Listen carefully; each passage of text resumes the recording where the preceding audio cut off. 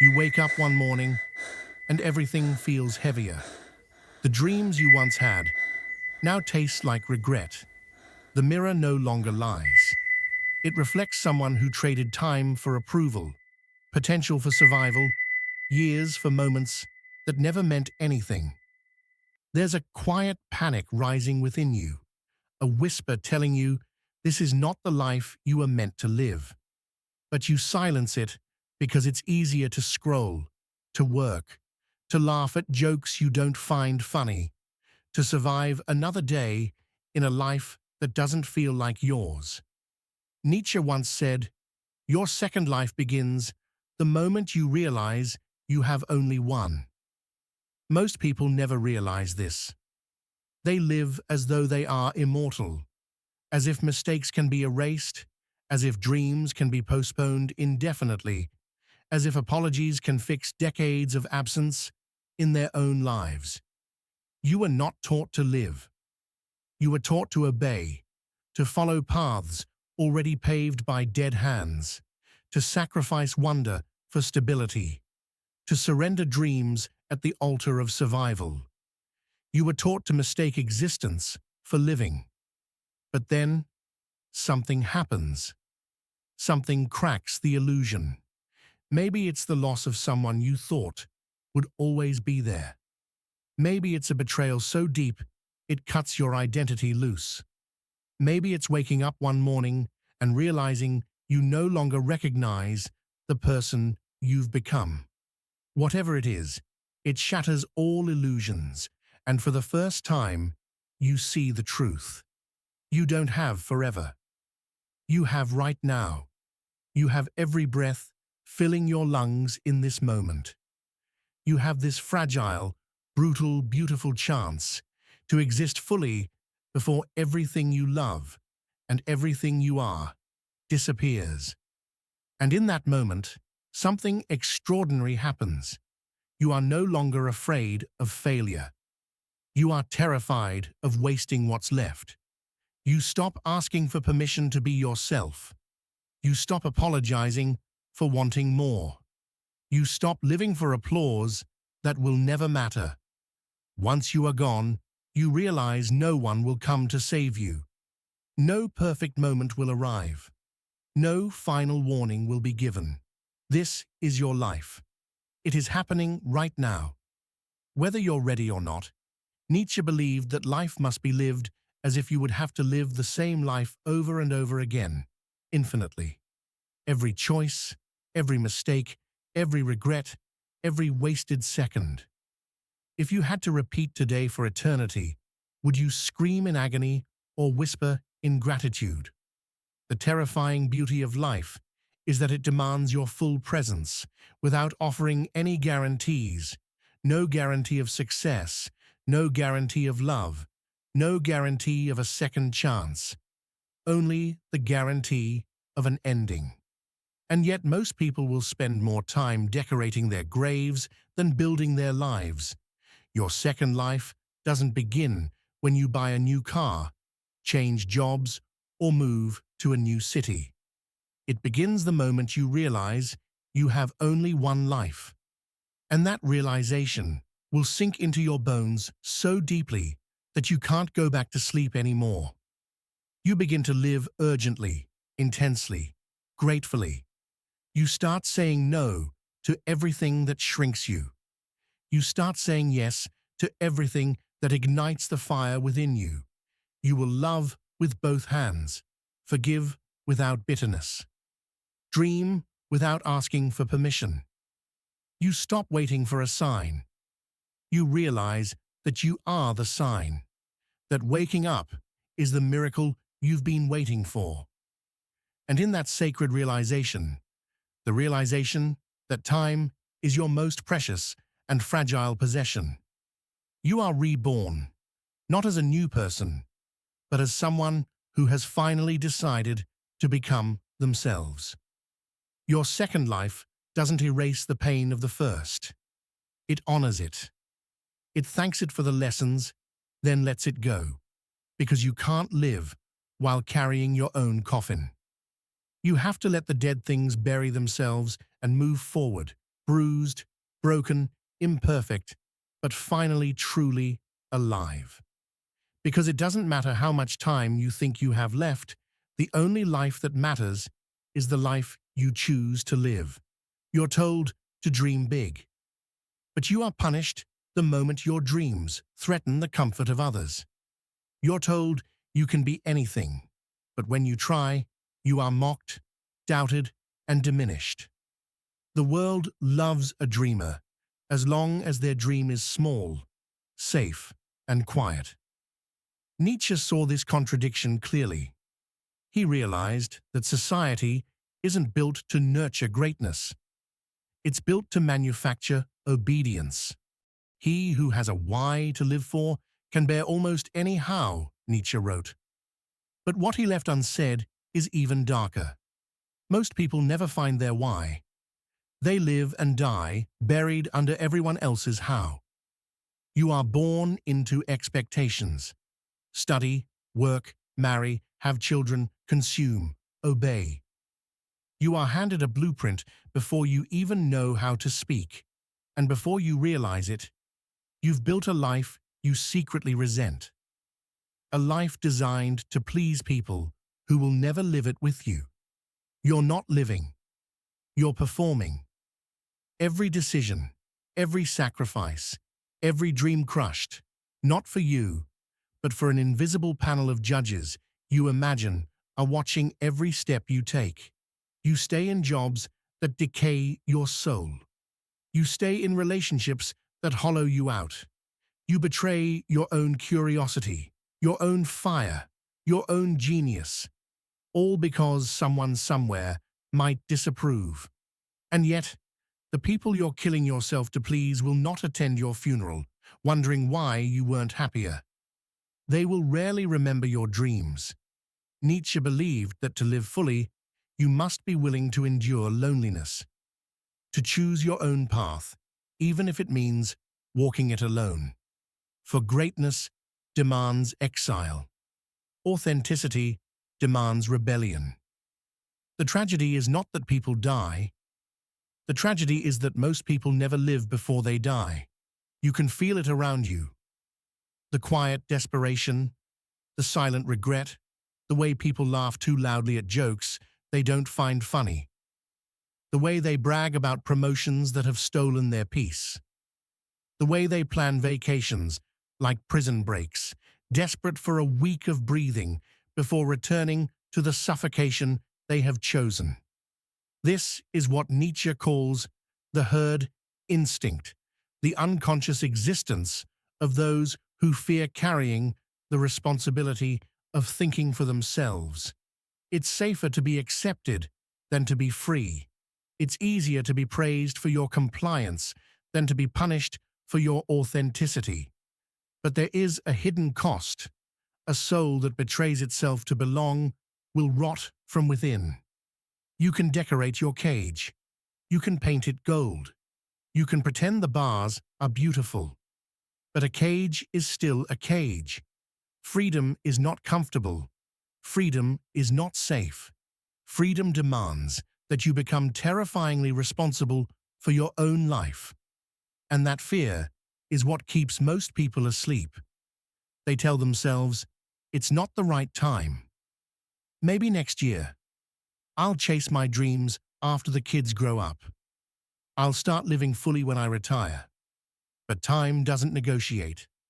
It doesn't wait. It doesn't pity your excuses. The day you realize you have only one life is the day you either wake up or continue to live in the dream until it devours you. Nietzsche warns that if you do not confront your mortality consciously, it will confront you through regret. And regret is not a clean wound. It hurts.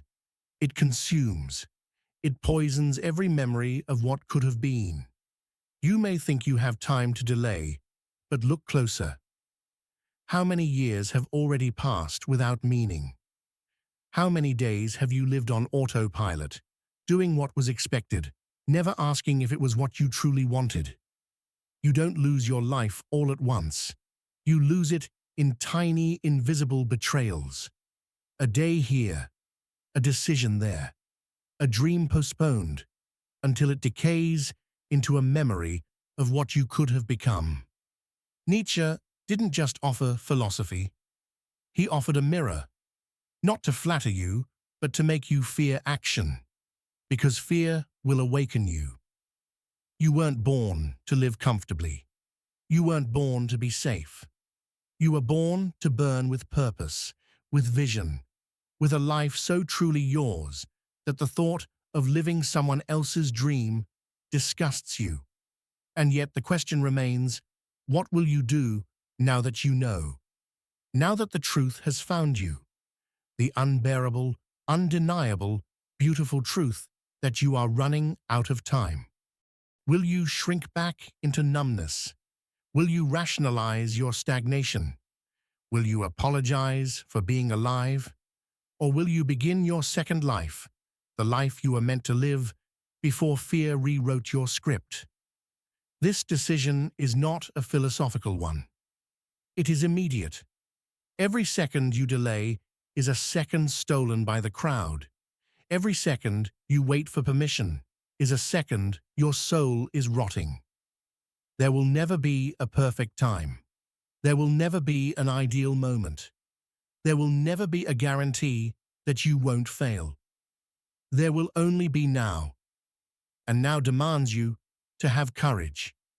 You don't wake up one morning full of regret. It doesn't come like a storm. It creeps into you like a cold fog, slowly. A missed opportunity here, a maybe later there. A conversation you're too scared to start. A dream you're too tired to pursue. At first, it feels harmless. Life still looks the same. Bills are paid. Birthdays are celebrated. Vacations are planned. But beneath the surface, something is rotting. You start laughing less, even when you should be happy. You start feeling emptier, even when surrounded by people. You start waking up with a heavier feeling, carrying a sadness you can't explain. This is not depression. This is not sadness. This is the slow death of a life not truly lived. Regret doesn't announce itself loudly. It doesn't scream. It whispers. At night, when the world is quiet, it whispers, "You could have done so much more." And you try to silence it with distractions. Scrolling, drinking, shopping, overworking. But no matter how loud the noise, the whisper grows. Because regret isn't about what you did. It's about what you were too afraid to do. Nietzsche believed regret is a form of self-betrayal. The slow realization that you have wasted the only miracle you were ever given, the miracle of existence. You won't regret your failures. You won't regret the risks you took that ended badly. You will regret the silence, the cowardice, the hours spent doubting when you should have been daring. You will regret the life you abandoned while pretending you had more time. Look around you. How many people do you know who are already dead, even though their hearts still beat? They exist in routines they hate. They laugh at jokes they don't find funny. They celebrate milestones they don't care about. They are alive biologically, but spiritually, they are walking graves. And you feel it when you're near them. The heavy emptiness, the invisible sadness, the desperate attempts to distract themselves from the quiet horror of their unlived lives.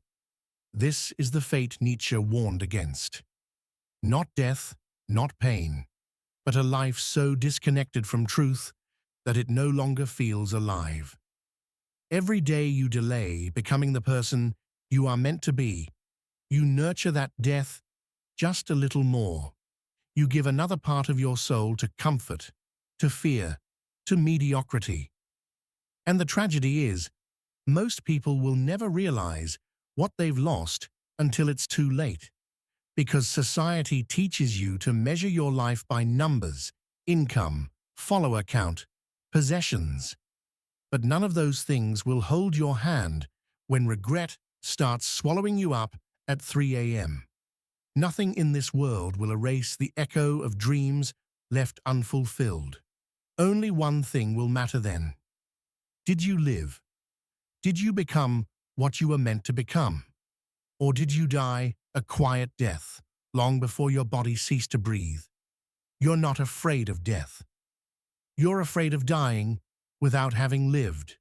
And that fear, if you are brave enough to feel it fully, can become your salvation. Because fear has two faces: fear that paralyzes you and fear that awakens you. Most people allow fear to bind them to small lives. But you have another choice. You can use that fear as fuel. Let it ignite you. Let it terrify you enough that you cannot stop moving. Let it remind you that you are out of excuses. Nietzsche believed that life is for the brave, for those who are willing to face the unbearable truth of their mortality, and in doing so, find a reason to live so fiercely that death becomes irrelevant. So here you are, standing at the crossroads between existing and living. You can go back to sleep. Numb yourself. Pretend you still have time. Pretend you are happy, or you can choose the terror of waking up. You can choose to feel the weight of your unlived life pressing down on you. Not to crush you, but to forge you into something unstoppable. You don't need more time, you need more courage. You don't need more motivation, you need more brutal honesty. You don't need more years, you need to stop wasting the years you have. Because the silent collapse, the slow death of the soul through regret, is avoidable. But only if you are willing to make a decision most people never make. To live. Not tomorrow, not next year, not when it's convenient, but right now. The death of your first life doesn't come with a funeral. No one mourns it. There are no tears, no goodbyes. It dies in silence. The moment you realize that everything you've been chasing was never yours to begin with. It dies when you stop trying to please people who don't even know themselves. It dies when you stop apologizing for being different, for being difficult, for being real. It dies when you finally accept that the old you, the one who played small to survive, is never coming back. And in that silence, you are reborn. Not into perfection, not into certainty, but into freedom. Your second life is not about doing more. It's about doing what matters. It's not about being faster, richer, louder. It's about being truer. You will be misunderstood. You will be rejected. You will lose people you once thought you couldn't live without. But you will find yourself. And that's a trade worth making 1,000 times over. The world will not applaud you for choosing yourself. It will resent you because every step you take into authenticity will remind them of the steps they were too afraid to take. You will threaten their comfort just by existing freely. Let them be uncomfortable. You are not here to fit their mold. You are not here to make them feel better about living small. You are here to burn, to blaze through your time with a fierceness that leaves no doubt that you were truly here. Nietzsche believed that the greatest sin is not suffering. It is mediocrity. It is a half-lived life, dreams unfulfilled, a soul half awake. Your second life demands the fullest version of you. The one who dares to risk.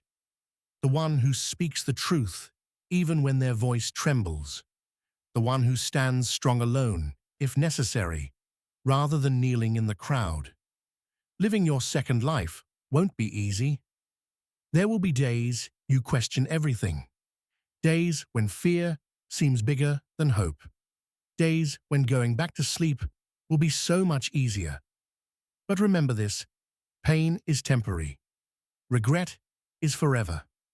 You can heal from the wounds caused by risk. You cannot heal from the pain of never trying. Every step you take into your second life will bring you pain. Not because you did something wrong, but because you are shedding the skin of a life that has slowly killed you.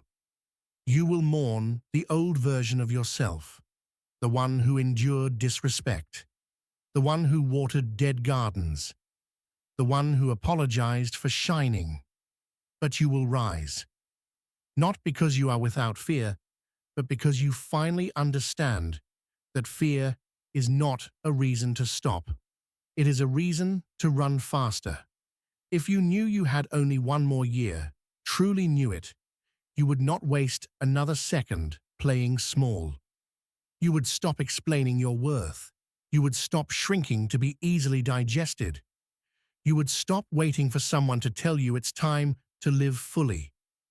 You would live with urgency, with gratitude, with fierce wonder, and without apology. You would love those who ignite your soul. You would leave the places that made you forget your name. You would chase the dreams that terrify you because they are the only dreams worth having. And you would not waste another heartbeat asking for permission. Your second life doesn't begin when circumstances change, not when people change, not when the world finally understands you. It begins when you change, when you make the decision fully, intensely once and for all that you will no longer survive, that you will no longer exist, but that you are ready to live, even if no one applauds you, even if no one follows you, even if no one understands you. Because the first life was for them, the second life is for you. The question is not whether you will be afraid. You will be afraid. The question is, will you choose to live anyway? Because if you don't, you will spend the rest of your life haunted by the ghost of the life you could have lived. But if you do, if you choose to burn brightly, even for a moment, even if it takes everything safe and familiar, you will die with nothing left inside you except gratitude. Gratitude that you didn't leave this world without ever showing it who you truly are. Final words to you. Close your emotions. You have one life, a fragile, fleeting miracle. Stop rehearsing. Stop waiting. Stop surviving. Live right now, right here, without apology. Because your second life is waiting. And it begins the moment you stop pretending you have time. Before you go, ask yourself, if today was the only day you were guaranteed, would you still waste it pretending? If this video has awakened something inside you, leave a comment below. I am ready to live my second life. Not tomorrow, not someday, but today. Your second life is not a promise, it's a decision. It doesn't depend on circumstances changing, not when people understand you, not when you have everything you desire. It starts right now, the moment you realize you have run out of time to delay. This world doesn't need people living small. This world doesn't need people afraid to live, afraid to expose themselves, afraid to become who they really are. This world needs people who dare to risk, people who are ready to face their fears, people who don't wait for acceptance from others, but live for themselves. This world needs people who dare to burn, to live fully, and to face death without regret for a life never truly lived. Remember, every second you live for someone else, every minute you spend trying to please the world, is a moment you can never get back. So don't let fear or the comfort of others hold you back from living the life you deserve. Your life is yours, and you have the right to decide. So what will you do now? Will you continue to live in fake peace, or will you face your fear and truly live? If you're ready, if you are prepared to begin your second life, then don't wait any longer. Take action right now. Live fully. Live for yourself.